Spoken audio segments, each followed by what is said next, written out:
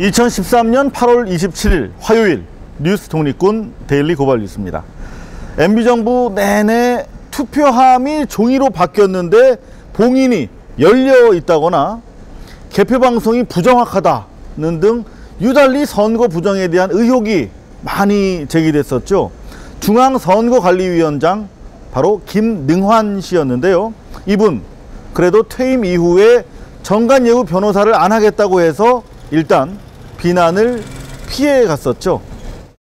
공직과 변호사 일을 오가며 한 달에 1억씩 버는 이른바 전관예우는 돈에 구속된다며 생각 없다고 잘라 말합니다. 대가를 받으면 그만큼 또 일을 해야 되는 거 아니겠어요? 자유를 누려보자. 누구에게로부터 구애받지 않는 집사람이 나를 구속할진 몰라도. 모두 거짓말이었습니다. 퇴임 5개월도 안 돼서 대형 로펌이죠. 율촌으로 오늘 가기로 했답니다. MB정부 요인들의 거짓말 행진, 이분도 빼놓으면 안 되겠죠? 노무현 전 대통령 뭐 때문에 사망했습니까? 뭐 때문에 뛰어내렸습니까? 뛰어내리기 바로 전날 계좌가 발견됐지 않습니까? 차명 계좌가 10만 원짜리 수표가 다액으로 거액의 차명 계좌가 발견이 됐는데, 이 말 한마디로 국민 절반의 가슴에 대못을 박은 사람, 바로 경찰청장 조현호 씨입니다. 이분이 오늘은 재판에서 국민 통합을 역설했다고 합니다. 국민 통합을 위해서 무죄를 선고해달라고 재판부에 요구했답니다. 권력의 거짓말을 고발하는 게 언론의 사명입니다. 아직은 작은 울림이지만 큰 사명감을 가지고 오늘도 데일리 고발 뉴스 출발하겠습니다. 이 프로그램은 어제보다 6분 늘었네요. 감사합니다. 5,191분의 고발 뉴스 정기구독 후원자 제공입니다. 종교는 사회 악에 반대합니다. 악에게 굴복하지 말고 선으로서 악을 이겨내라. 이렇게 로마서 12장 21절에도 나오죠.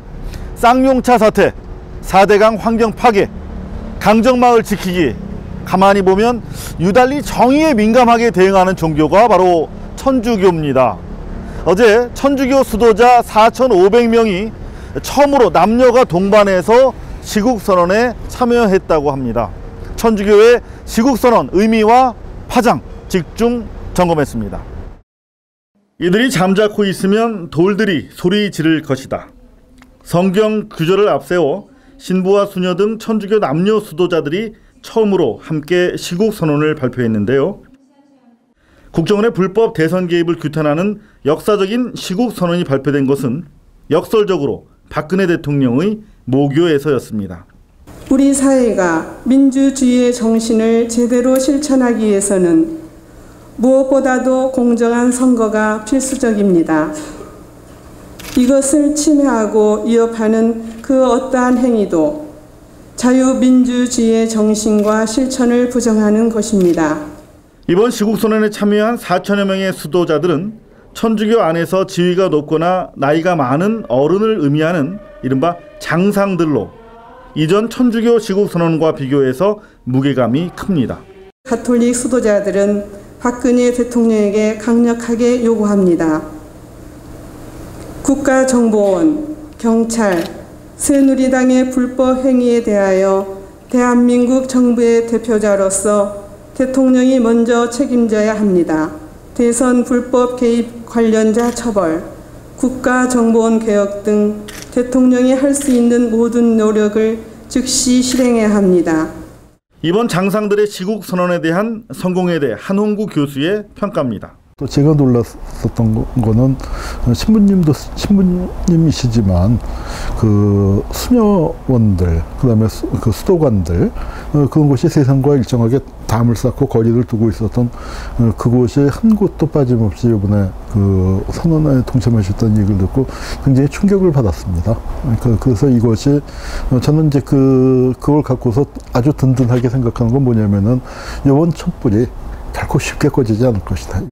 신부와 수녀, 남녀 수도자들처럼 천주교 핵심 부분의 시국선언 참여로 대한민국 천주교계 전체의 무게중심이 사실상 부정선거 규탄 쪽으로 넘어온 것으로 평가됩니다.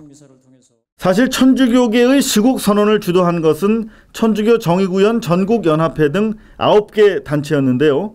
2달 전인 지난 6월 21일 부정선거에 대한 검경의 축소 수사에 항의하는 시국선언 발표가 시초였습니다. 이후 부산, 마산, 광주 지역 천주교 성직자들이 응답하듯 시국선언의 촛불을 이어갔습니다. 박근혜 정권이 합법적 정권이라고 할 수 있겠는가? 국민 한 사람의 소중한 투표가 아무짝에도 쓸모없게 되어버린 세계적 웃음거리를 어떻게 수용하라는 말인가? 국정조사가 새누리당 의원들의 피의자 감싸기와 김무성, 권영세 두 사람에 대한 증인 채택이 무산되는 등 기미 세기 시작하자 천주교 사제단의 움직임이 더욱 활발해졌는데요. 급기야 이달 14일 보수적이기로 유명한 대구 경북 대교구 500여 명의 사제와 수도자들이 시국선언 대열에 뛰어듭니다. 87년 60 민주항쟁 때도 시국선언에 동참하지 않았던 대구 경북 교구가 100년 만에 처음으로 시국선언에 참여한 만큼 국민들은 물론 전국의 천주교도들에게 미치는 영향도 아주 컸습니다. 1911년 대구 대교구 출범 이후 처음으로 공동선 실현을 위해 함께 모였습니다. 국정원의 불법 정치 개입이 민주주의에 대한 역사상 유례 없는 도전이라는 심각성 때문입니다. 대구 경북 교구의 시국선언 참여는 지난 21일 서울 대교구 사제 262명의 시국선언과 역시 상대적으로 보수적인 것으로 여겨졌던 수원교구의 시국선언으로 이어집니다. 특히 수원교구는 경기 동남 서부 18개 시군을 관할하는 주요 교구인 만큼 그 의미가 아주 큽니다. 현재까지 천주교 시국선언을 종합하면 전국 15개 천주교구 중 오늘 참여한 제주교구를 포함해서 모두 12개 교구에서 시국선언이 이루어지고 있는데요. 사제 1,700여 명, 수도자 5만 명 이상이 시국선언 대열에 합류한 것으로 집계되고 있습니다. 그래도 우리 사회에서 보수 영역 중에서 그래도 양심이 살아있는 곳, 그리고 이건 보수와 진보를 떠나서 민주사회 구성으로서 반드시 공유해야 할 보편적 가치에 입각해서 말씀해 주셨는데 저는 정말로 그 부분이 중요하고, 그다음에 또 대단히 그 시민의 한 사람으로서 그 신부님들께 너무너무 고맙게 생각하는 게, 이거는 그 보수가 침묵하면 안 되거든요. 이런 문제에 대해서는 오히려 보수가 더 나서 주셔야 하는데. 15개 천주교 교구 중 아직 시국선언을 발표하지 않은 곳이 청주, 춘천, 의정부 교구 이렇게 3곳인데요. 청주는 내일, 의정부는 다음 달 4일 시국선언을 발표하고 시국미사를 집전할 계획이라고 합니다. 이와 같은 천주교계의 하나된 시국선언 참여는 보수와 진보를 넘어선 민주주의와 헌정질서 수호라는 촛불 정신의 확산에 결정적인 역할을 하게 될 것으로 보입니다. 지금 희대의 재판이 열리고 있는데요. 이거 신문에는 쥐꼬리만큼 나오고 방송에는 찾아보기 힘듭니다. 바로 이맹희, 이건희 씨 형제간의 유산 싸움인데요. 재판부 1심에서 이건희 씨의 손을 들어줬었죠. 오늘 2심 재판이 시작됐습니다. 제가 법정으로 안내해 드리도록 하겠습니다. 네, 8월 27일 오전 9시 50분, 이제 10분 뒤면 삼성 형제의 난, 차명 계좌를 둘러싸고 벌인 상속 싸움이죠. 2심이 이제 곧 시작이 됩니다. 1심 때와 달리 대단히 좀 조용합니다. 언론들 당시에 많이 왔었는데 지금 거의 언론 보이지 않고요. 아마 이번 2심은 고발뉴스가 단독으로 주로 보도하게 될 것 같습니다. 간단하게 그동안 재판 상황 정리를 해드릴게요. 차명으로 관리된 계좌를 과연 상속 재산으로 인정할 것인가 말 것인가 뭐 그런 내용이었는데, 재판부 차명으로 관리된 상속 재산인데 10년이 넘었기 때문에 재산 다툼할 수 없다라고 판시를 했습니다. 무려 4조 원이 넘는 재산 분할을 이맹희 씨 측에서 요구했는데요. 인지 때만 200억 가까이 날리고 끝났습니다.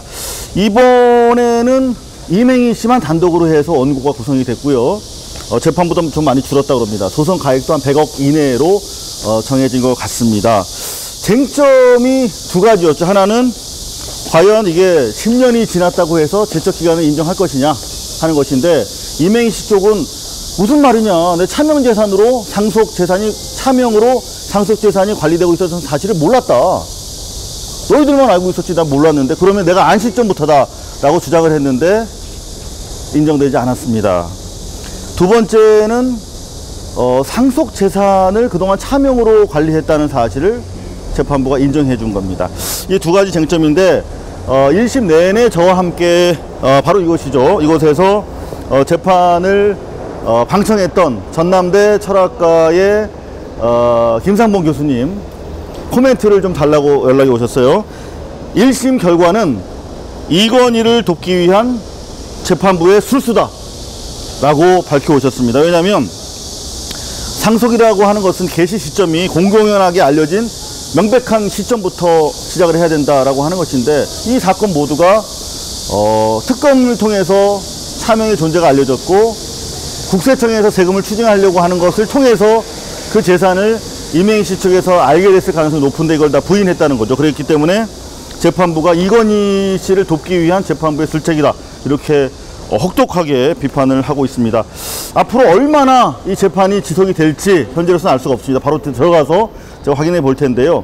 이맹희 씨 측이 뭐 새로운 재판 전략을 가지고 왔다거나, 또는 차명 계좌와 관련해서 지금 CJ 대표 회장이 구속되지 않았습니까?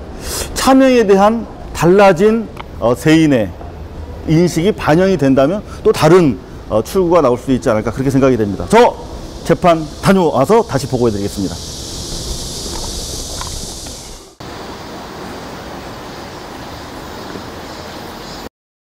네, 재판 막 끝났습니다. 지금 10시 53분, 50분 걸렸는데요. 아주 빡빡하게 진행이 됐습니다. 첫 번째 재판이라서 간단하게 끝날 줄 알았는데, 제가 지금 뭐 두서없이 일단 좀 정리된 대로 말씀을 먼저 드리겠습니다.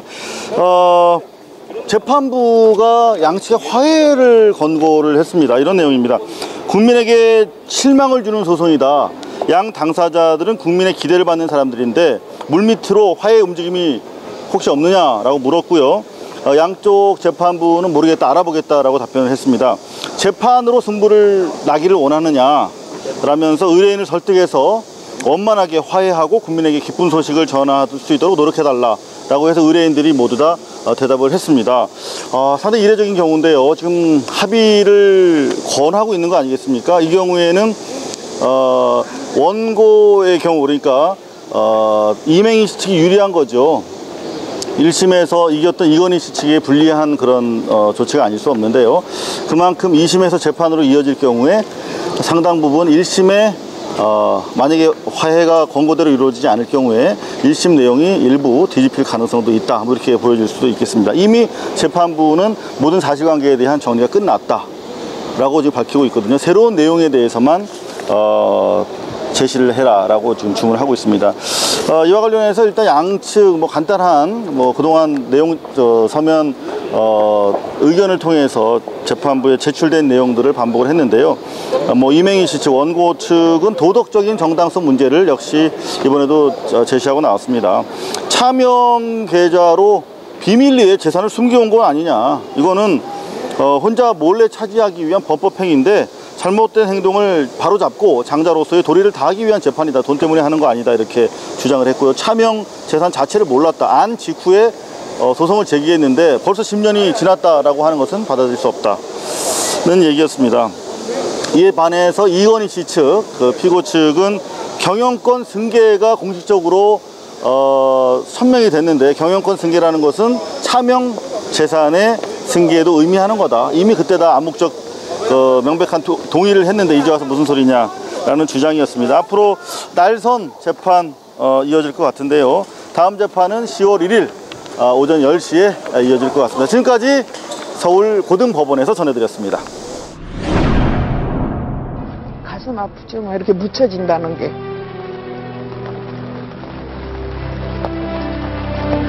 그만큼 선전은 안 돼도 이제 시간도 많이 가고 잊혀진 사람도 많고, 부모님들도 다 돌아가시고 몇 분 안 계셔요. 다 돌아가시기 전에 진실을 밝혀가지고 좀 명예회복이라도 해줬으면 하는 게 소원이죠. 대명천지에 아직도 진실이 묻혀 있어서 명예회복이 안 되고 있는 사람이 있다고 합니다. 바로 독재자 전두환과 그 후예들 때문인데요. 전두환이 지난 82년 제주도 순식길에 경호용으로 공군 수송기 9대 병력을 데려갔는데요. 이 중 한 대가 한라산에 추락했습니다. 무려 53명의 국군 장병이 이 사고로 사망을 했는데요. 그런데 정부는 그동안 경호하다 죽은 사실을 숨기고 빨갱이 잡다가 죽었다고 거짓말을 해왔다고 합니다. 시신을 못 찾아갖고 3일이 넘도록 당뇨식을 못해. 그러니까 처음부터 나는 안 죽었다고 했거든. 신조각을 보고 어떡해. 최소한 엄마라면은 자식들 죽은 거야 어떻게 할 수 없지. 그건 누가 할 수 없는 일이잖아. 그러면 가서 내 눈으로 보고 자식들 신조각 김성밥은 안 되게 해줘야 할 거 아니요? 검찰의 전두환 일가 비자금 수사가 속도를 내고 있습니다. 그런데 1,600억 원 중에 절반 정도만 추징하면 국민들이 봐주지 않겠냐, 이렇게 검찰 슬그머니 여론을 떠보는 조짐이 엿보입니다. 전두환 비자금 수사는 전두환 독재에 대한 국민적 평가의 끝이 아닌 시작에 불과하다는 사실, 검찰은 잊지 말기를 바랍니다. 뉴스 독립군 데일리 고발 뉴스 2013년 8월 27일 화요일 순서 마치겠습니다. 시청해주신 여러분 감사합니다.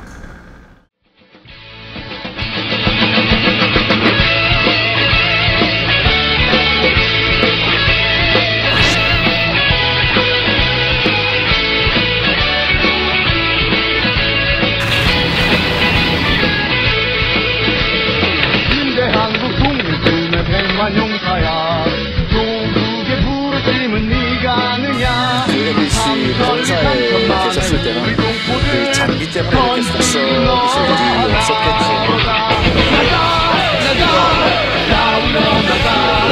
또 위원장한테 전화를 받으시다고 되어 있는데 수사에 방해가 됐다고 생각하지 않고요?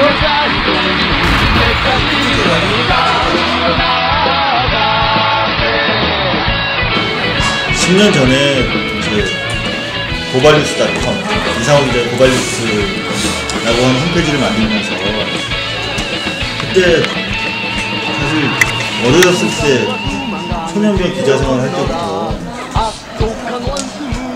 너무 많은 사람을 구속시켰거든요.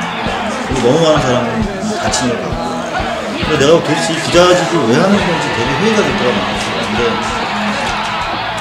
그래서 내가 그 홈페이지에도 담아놓은 얘기지만 국민의 삶이래요. 그러니까 고발은 사람에 대한 증오가 아니라 사회에 대한 사랑입니다.